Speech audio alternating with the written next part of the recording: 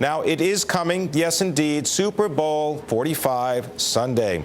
Although the weather in Dallas appears to be a little bit less inviting than might normally be expected, the championship game could have an economic effect on the region totaling more than $600 million.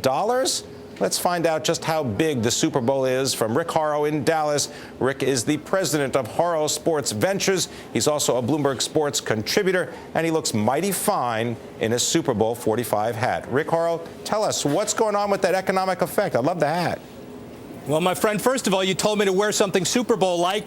And remember Jerry Kramer's Ice Bowl game, Green Bay, 1967? Same thing here, except it's a 7 million person Metroplex is totally covered with ice. So 22 degrees, we'll defrock that. We're trying to make a point. Standard issue gloves.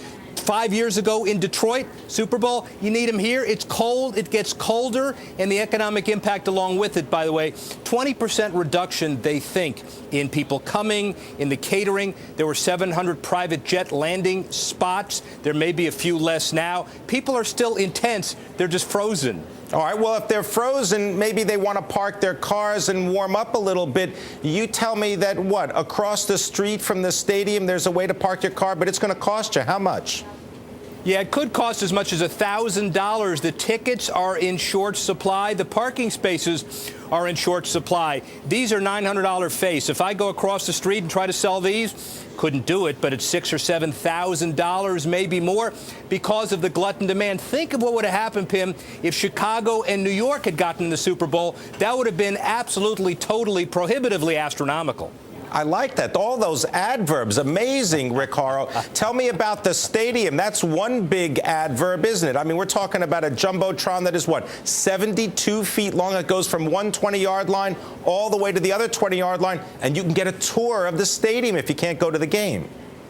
Absolutely, positively, irrevocably huge. $1.2 billion. It is the world's largest enclosed space. Takes 12 minutes to open the roof, by the way. Jerry Jones has put in their Final Fours, conventions, fights, NBA All-Star Game. Tremendous economic impact. And by the way, 30 million light bulbs in that scoreboard. He promised me that he screwed in all 30 million himself. All right. Well, tell me, what are you going to do after you look at those light bulbs? You're going to be going to some parties, aren't you? That's also a big deal at the Super Bowl. Who's giving the parties?